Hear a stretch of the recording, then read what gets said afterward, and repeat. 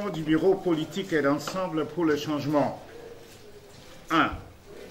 Les bureaux politiques et d'ensemble pour le changement ensemble se réunissent ce jeudi 12 avril 2018 sous la présidence de son vice-président M. Pierre Lumbi au Congo. Au cours de cette réunion, les membres du bureau politique ont procédé notamment à l'évaluation de la situation politique de la République démocratique du Congo en général et de l'état du processus électoral en particulier. 1. La situation politique de la RDC. Le bureau politique relève que la situation politique de la RDC reste préoccupante et de mauvais augure. En effet, l'insécurité persiste à l'Est, plus précisément à Beni et Butembo dans la province du Nord Kivu et à Ituri où des conflits, jadis résolus, ressurgissent entraînant mort d'hommes au sein de la population civile, déplacement interne des millions de Congolais et exil des centaines de milliers d'autres dans le pays voisin, vivant dans la plus grande précarité et dans un dénuement plus total. Ensemble stigmatise l'incapacité et le manque de volonté politique du gouvernement du président Joseph Kabila de mettre fin à la crise sécuritaire qui détruit notre pays depuis plus de 10 ans. Ensemble, désapprouve la banalisation de la détresse du peuple congolais par ce gouvernement et condamne fermement les responsabilités, l'inconscience et le cynisme criminel des autorités gouvernementales de la RDC qui, en refusant pour des raisons fallacieuses de participer à la conférence de donateurs humanitaires prévue à Genève le 13 avril courant, entrave l'action de la communauté internationale pour secourir les compatriotes qu'elles ont abandonnés délibérément dans leur stratégie d'instrumentalisation de l'insécurité et des conflits locaux pour se maintenir au pouvoir. Au lieu de considérer cette conférence de donateurs comme une opportunité, le gouvernement congolais a fait le choix d'un plaidoyer pour priver la population congolaise de la solidarité internationale. Ensemble lance un appel à la communauté internationale des nations à ne pas abandonner le peuple congolais à la merci du pouvoir actuel et entreprendre toutes les actions nécessaires pour soulager la misère de 4 millions de Congolais déplacés internes et de 300 000 d'entre eux réfugiés en Angola, au Burundi, en Ouganda, au Rwanda et en Tanzanie. 2. La décrispation politique.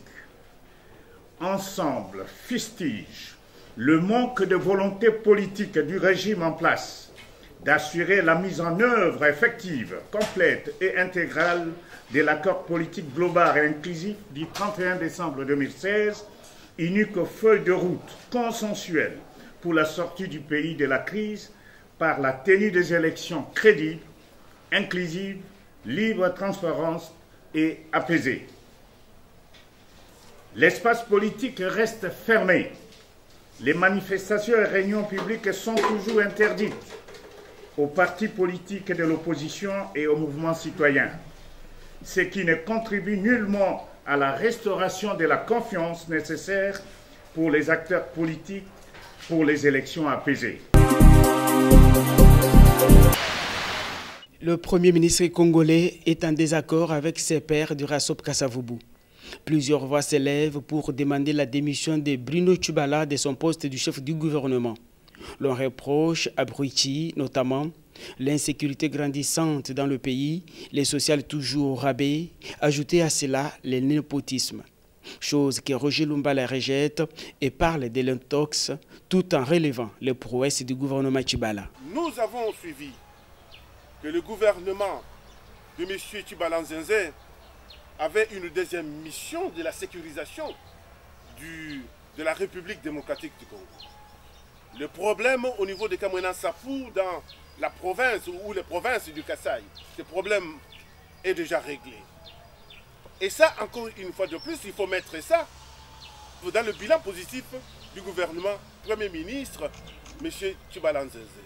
Si je parle de Tshibala Nzenze encore une fois de plus, je ne suis pas membre de son gouvernement, mais je tiens à vous préciser que je parle en tant que membre d'une plateforme à laquelle il fait partie et que nous appelons A13. Rassop Kassavubu est presque divisé. Le Premier ministre a derrière lui un groupe et le président du CENSA en a un autre qui le soutient. Quelques membres du Comité national de suivi de l'accord reprochent à Bruno Tshibala de s'auto-exclure du Rassop par le fait de ne pas donner sa contribution depuis sa prise de bâton du commandement à la primature.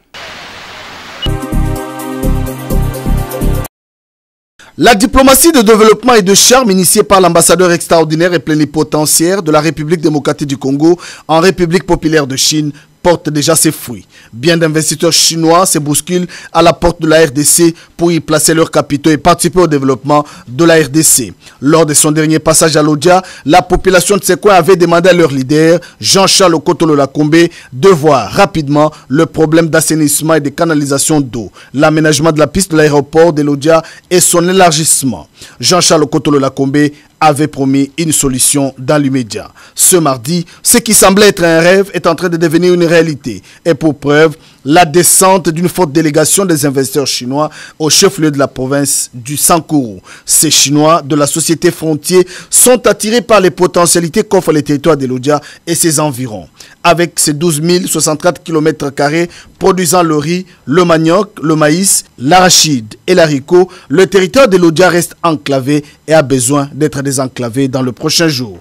Informé de l'arrivée de ces investisseurs chinois, la population de Lodja s'est mobilisée d'une manière spontanée pour réserver un accueil chaleureux à Jean-Charles Okotolo-Lakombe et sa suite, comme pour dire c'est pour bientôt la solution à nos problèmes. L'ambassadeur Okoto a dit à la population toute sa joie de revenir, un retour qui annonce le début du désenclavement du territoire de Lodja. Il a invité la population de Lodja à soutenir les actions du président de la République et de son parti, le PPRD, en annonçant l'arrivée dans le prochain jour du secrétaire permanent Emmanuel Shadari. Avant de regagner Kinshasa, la délégation chinoise a visité le projet de forage d'eau, un cadeau offert à la population par l'ambassadeur Jean-Charles Okotolo-Lakombe. La joie était immense, comme ce pas de danse.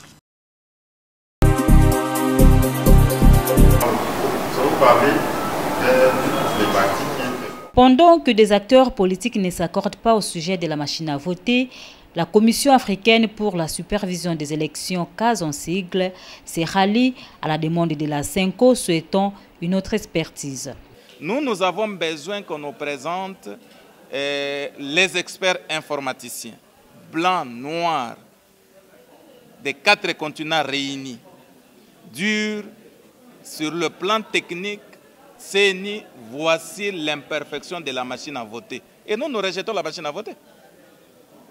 Alors, au stade où nous nous retrouvons, nous ne sommes ni pour, ni contre, mais seulement qu'étant société civile, église au milieu du village, nous soutenons d'abord la position de la CEMCO, qui a demandé l'expertise externe, et la CENI a été ouverte à celle-ci, pour qu'une lumière soit faite. Pour éviter la tricherie, les présidents de la CAS souhaitent que chaque parti politique envoie au moins un témoin dans les différents bureaux de vote qui seront installés par la CENI.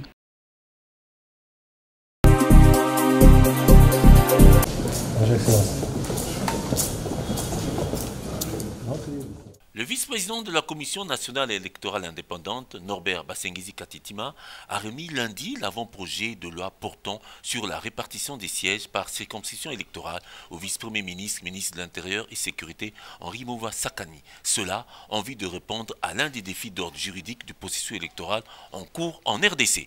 Aujourd'hui, nous sommes venus au ministère de l'Intérieur devant témoins, c'est-à-dire le ministère d'État, les ministres d'État à la décentralisation, les ministres d'État chargé des questions parlementaires, le ministre des Affaires coutumières, déposé l'avant-projet de loi portant répartition des sièges parce que c'est notre point focal au niveau du gouvernement.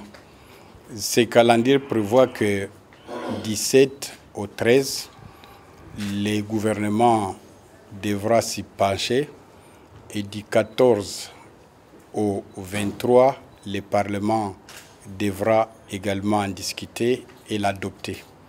Le mardi, le même vice-président de la CENI, à la tête d'une délégation de cette centrale électorale, a déposé auprès du procureur général de la République, Floribert Kabange-Numbi, une plainte officielle au parquet aux fins des poursuites judiciaires conformément aux dispositions des articles portant identification et enrôlement des électeurs en RDC. Selon un document de cette institution d'appui à la démocratie, cette plainte au parquet général de la République est portée contre les auteurs d'enrôlements multiples et irréguliers. Nous sommes arrivés à plus de 6 millions de doublons mineurs y compris.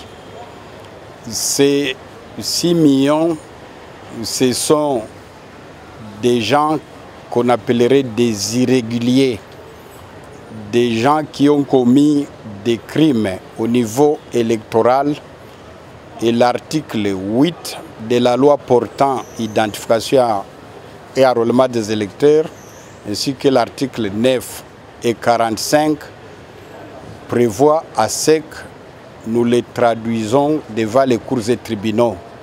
C'est ce qui vient de se faire aujourd'hui.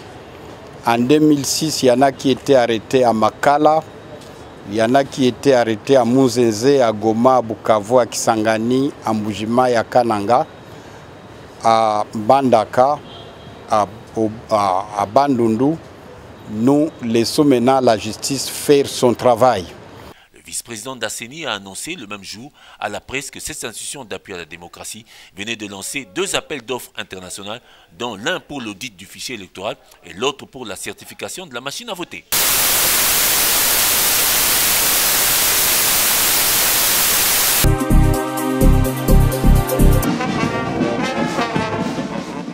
La représentante spéciale a eu plusieurs séances de travail mardi, signale la MONUSCO, avec les gouverneurs et les conseils de sécurité provinciale de l'Ituri, les représentants des communautés et les personnels des agences des Nations Unies. Au centre des échanges, les récentes violences qui ont affecté la province, notamment dans les territoires de Djougou. Leïla Zerigui a mis l'accent sur l'importance d'avoir une évaluation conjointe de la situation pour permettre aux populations de rentrer chez elles et d'envoyer leurs enfants à l'école. Elle a également encouragé les populations à se réconcilier et vivre ensemble afin de pouvoir reprendre la vie tout en assurant les communautés du soutien de la MONUSCO aux côtés des autorités congolaises. Traiter les causes profondes de la crise, appuyer ceux qui sont dans les besoins avec des solutions durables et travailler sur la lutte contre l'impunité sont des priorités que s'est fixée la représentante spéciale du secrétaire général des Nations Unies. Les plaidoyers de Mme Leïla s'inscrivent dans la droite ligne du mandat de la MONUSCO, renouvelé il y a 2 semaines avec la résolution 2409 pour rétablir et assurer une paix durable et faciliter les processus électoraux.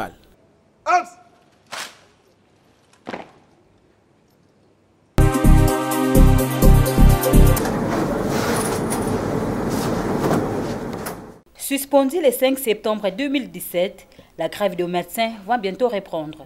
Le SINAMED, par le biais de son secrétaire général, a annoncé à la presse la levée de cette suspension de la grève car les revendications des médecins n'ont pas été prises en compte par le gouvernement. Pour le docteur Mankoï, la reprise de la grève se fera à son préavis.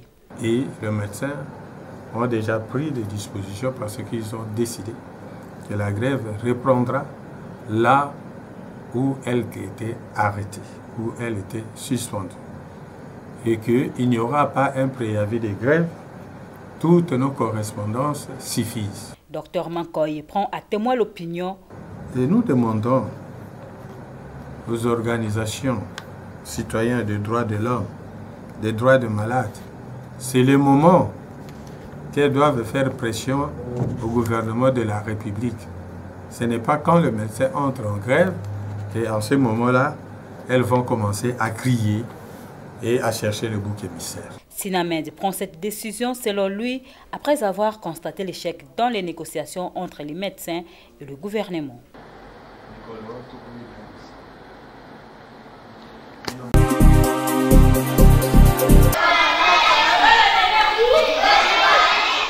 Encadrer les enfants n'est pas une partie de plaisir à banaliser, surtout lorsqu'il s'agit de leur éducation morale et psychologique.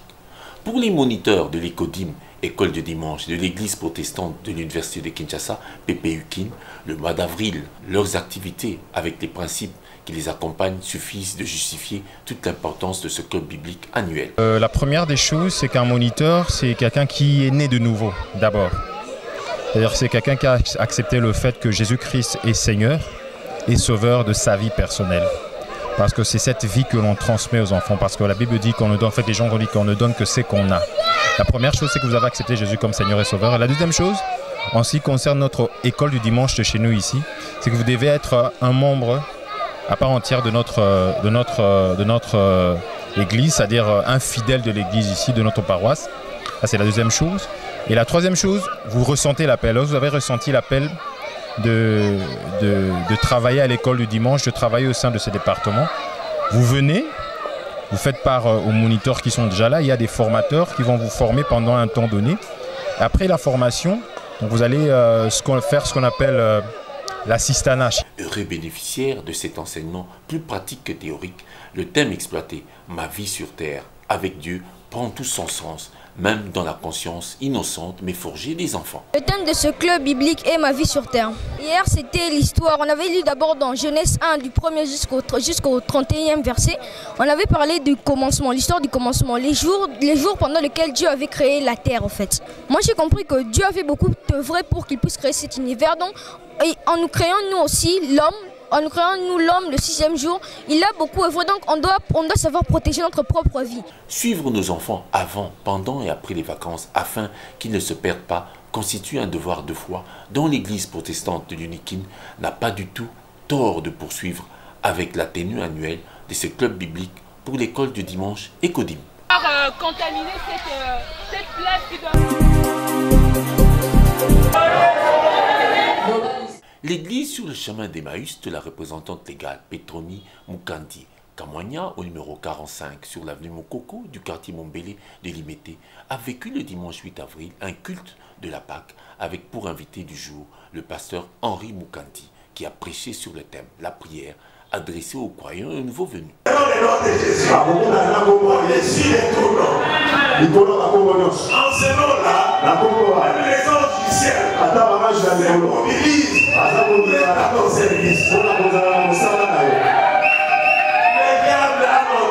Exploiter ton ignorance. Et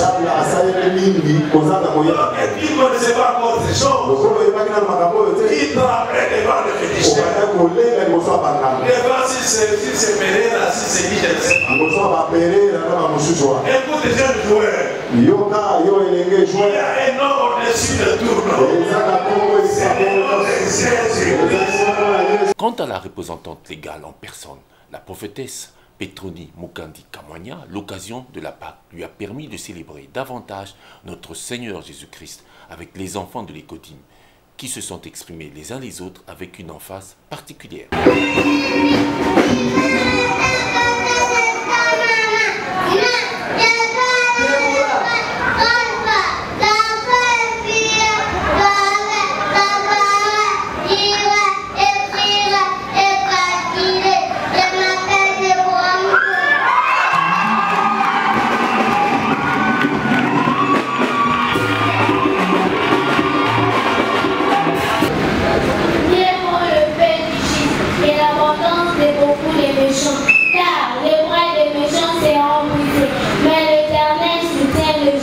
L'Éternel connaît le jour des hommes internes.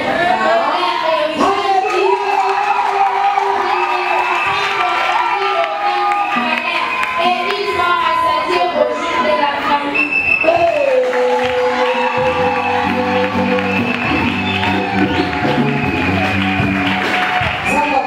Ce culte du dimanche 8 avril a clôturé une démarche lancée depuis le vendredi 6 avril avec une veillée d'ensemble de toutes les cellules de l'église sur le chemin d'Emmaüs qui se sont retrouvées après pour le baptême du Saint-Esprit sur la rive de la rivière Ndjili. C'est donc une action accomplie pour l'Église que conduit la représentante égale, qui a été gratifiée de 2 diplômes de mérite en raison de son sacerdoce comme ambassadrice de la paix.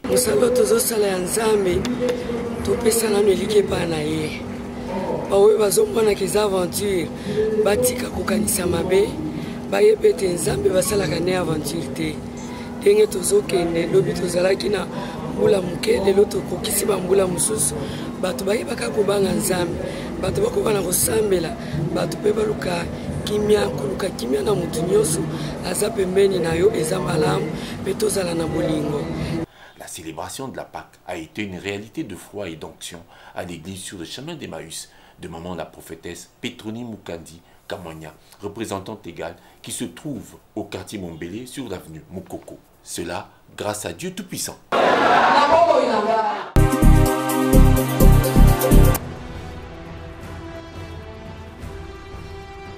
Élection 2018, machine à voter. L'opposition met un choix. Titre la prospérité pour annoncer le rejet de cette innovation par le camp d'opposition conçu par l'UDPS, Ensemble pour le changement, l'UNC, le MLC et Congo-Nabisso. Pour la prospérité, c'est sans doute le début de la fin de tout ce qui se trame dans les officines. Les multiples sorties et expressions de la CENI n'ont pas convaincu, notamment avec la publication des statistiques du fichier électoral émaillé des millions d'enrôlés irréguliers, la saisine de l'office du procureur général de la République qui cache certainement des choses pour l'opposition, et enfin, la réaction de la commission électorale sud-coréenne qui désavoue l'engagement de la CENI de la RDC. C'est le jour et la nuit, explique la prospérité qui indique que pour l'opposition, non à la machine à voter, et oui à l'audit externe du fichier électoral, oui à la décrispation totale du climat politique. Bref, c'est un bras de fer invisible qui risque de déboucher, selon l'article, tôt ou tard sur un cuisant flop, c'est-à-dire un échec. L'observateur, pour sa part, donne la raison de la démission des 2 juges de la Cour constitutionnelle. Le journal prétend que, habitués à jouer l'accord de l'opposition qui complique la tâche d'une institution de la République, les 2 juges boudeurs de la Cour suprême ont calculé sur des grands enjeux, liés sans doute aux élections du 23 décembre 2018. Selon l'observateur qui interroge, pourquoi ont-ils rendu le tablier? Ont-ils été poussés à la porte de sortie? Que s'est-il passé pour que les juges Jean-Louis Sambo et Banya Koulouapé démissionnent de leurs fonctions? Trop de questions pour une allusion au fait que tout le monde savait que ces 2 juges agissaient souvent en désaccord avec le groupe, c'est dire qu'ils contestaient généralement des décisions annoncées officiellement par la Cour constitutionnelle. Pour ce faire, ils auraient, suivant l'article, décidé de démissionner pendant la séance de tirage au sort. Cette séance même livre l'observateur qui devait désigner 3 juges sortants conformément à l'article 158 de la Constitution. Pour le journal, les 2 juges ont voulu saboter la Cour et créer un malaise au grand jour, d'où, estime l'observateur, ils seront remplacés par des nouveaux juges apolitiques et non inféodés. À notre tour de s'interroger, où va-t-on donc trouver en RDC des juges apolitiques non inféodés à une cause quelconque par les temps qui courent? À l'observateur donc de nous répondre, s'il le peut. Autre sujet, autre préoccupation. La guerre de l'eau est aux portes de la RDC, rapporte l'APA qui cite les propos inquiétants du président tchadien Idriss Déby Itno. De gré ou de force, les eaux du Congo seront transférées vers le lac Tchad. Fin de citation. Pendant ce temps, la société civile dit non à ce projet de nommer Transaqua. Un collectif d'ONG réuni à Kinshasa a analysé ce projet Transaqua qui vise le transfèrement des eaux du bassin du Congo vers le Tchad. Les inquiétudes se demandent comment un tel processus peut-il se faire? Quelles sont les motivations de cet arrangement? Tout un débat s'ouvre sur ce sujet où la RDC, qui dispose à elle seule de plus de 60% des ressources en eau douce de l'Afrique, devient subitement menacée. Menacée, oui, avec la déclaration d'Idriss Déby Itno, il y a lieu sérieusement de réfléchir. Quel sort va-t-on réserver aux nombreux barrages hydroélectriques du pays? Que dire de la navigabilité sur le fleuve Congo, les lacs et les rivières impactés par ce transfert? Sauf que le Tchad gêne déjà la RDC avec des éleveurs boros armés qui mènent leurs vaches en pâturage en RDC sans aucune autorisation. Et l'APA de conclure, le peuple congolais doit être vigilant, maître du sol et de son sous-sol, car la communauté internationale doit respecter sa souveraineté. C'est un dossier à suivre. Terminons avec la RDC toujours en Afrique. qui n'est pas seulement convoitée, mais selon l'hebdomadaire Business et Finance, elle a la vocation d'un État commerçant. C'est une conclusion très intéressante et judicieuse à notre avis, parce qu'avec toutes ses potentialités en eau et en minéraux, pendant qu'elle produit ce qu'elle ne consomme pas et consomme ce qu'elle ne produit pas, la RDC ferait mieux de diversifier son économie en commercialisant efficacement ses ressources. C'est encore un dossier à exploiter, à traiter. Merci pour votre attention, mesdames et messieurs.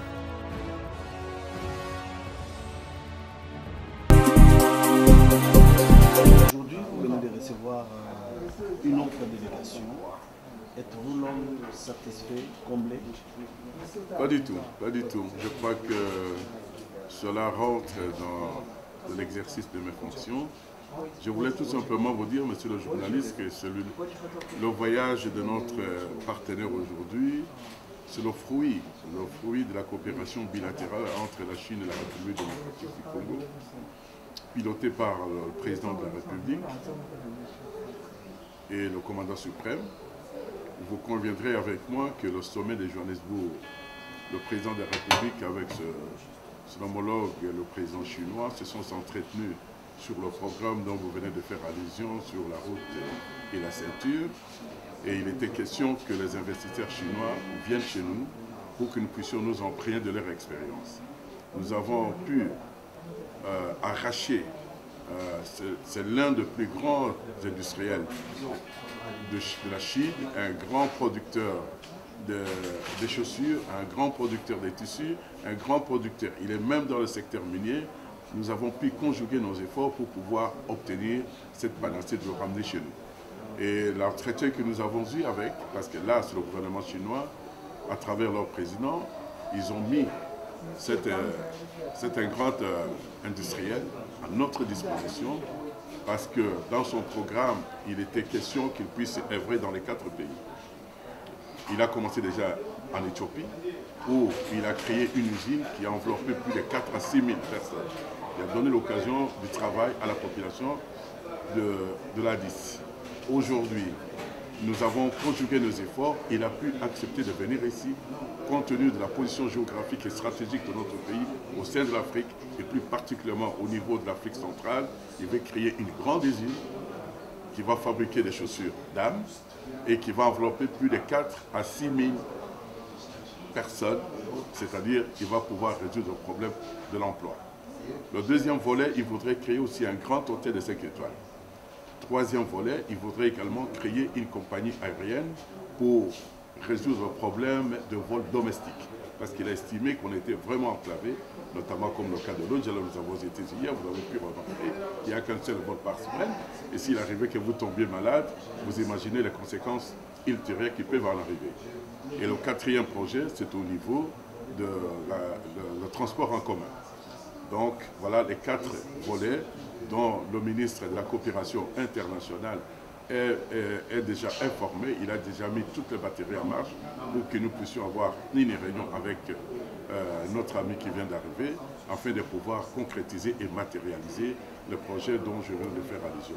Il est également vrai que le monsieur, il est hyper pris. Nous avons eu l'occasion, avant de l'amener ici, de visiter d'abord ses entreprises, de visiter d'abord ce qu'il a dû déjà faire, et même sur le cadre de la ceinture et route, je crois que c'est parmi les initiateurs de ce projet.